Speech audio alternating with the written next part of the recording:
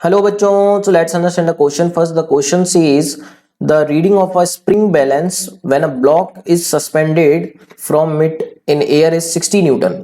सो बच्चों एक स्प्रिंग की हेल्प से हमने एक ब्लॉक को सस्पेंड करा तो रीडिंग जो आ रही है, रीडिंग मतलब इसका वेट मेजर करता है बच्चों स्प्रिंग बैलेंस यहाँ पर.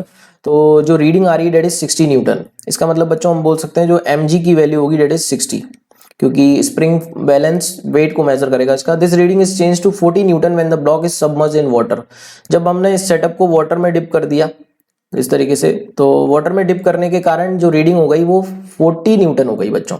सो बच्चों डेफिनेटली यहाँ पे क्या हुआ होगा, इस ब्लॉक पे ऊपर वायन से फोर्स भी लगने लगा होगा, तो इसका इफेक्टिव वेट जो होगा वो कम हो जाएगा इस बार.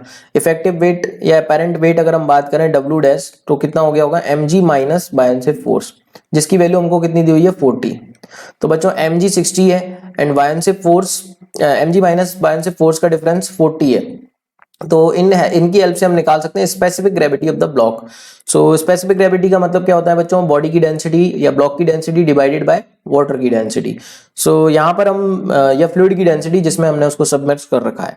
तो mg माइनस एफ भी हमको दे रखा है, mg दे रखा है. तो यहाँ से अगर हम दोनों इक्वेशन को डिवाइड करें बच्चों तो हमको क्या मिलता है, mg upon mg minus F Bayern से. इन दोनों को हमने डिवाइड कर लिया, ये first equation and second first and second equation को डिवाइड कर लिया तो मिलेगा 60/40. ये मिल जाएगा बच्चों हमको.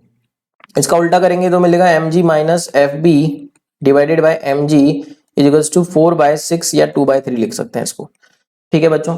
अब यहाँ पर क्या करते हैं बच्चों, इसको इस तरीके से लिख लेते हैं 1 minus F B upon M G is equals to 2/3. So यहाँ से बच्चों हम एक चीज बोल सकते हैं कि जो f बायोनसेव अपॉन mg का टर्म बना वो कितना बना होगा, 1 माइनस 2/3 डेट इज 1/3. ठीक है बच्चों, ये टर्म हमको मिल गया. अब इससे हमको स्पेसिफिक ग्रेविटी निकालना है, तो कैसे निकालेंगे बच्चों, नेक्स्ट स्लाइड पर प्रोसीड कर लेते हैं. हमको पता है कि जो वायनसिव फोर्स होता है बच्चों वो होता है हमारे पास, वायनसिव फोर्स का जो एक्सप्रेशन होता है डेट इज लिक्विड की density into volume submerge into G, और मास को हम लिख सकते हैं बच्चों बॉडी की डेंसिटी इंटू उसका वॉल्यूम इंटू जी. सो इनका हम यूज कर लेंगे. तो हमको दे रखा है F B upon M G is 1/3.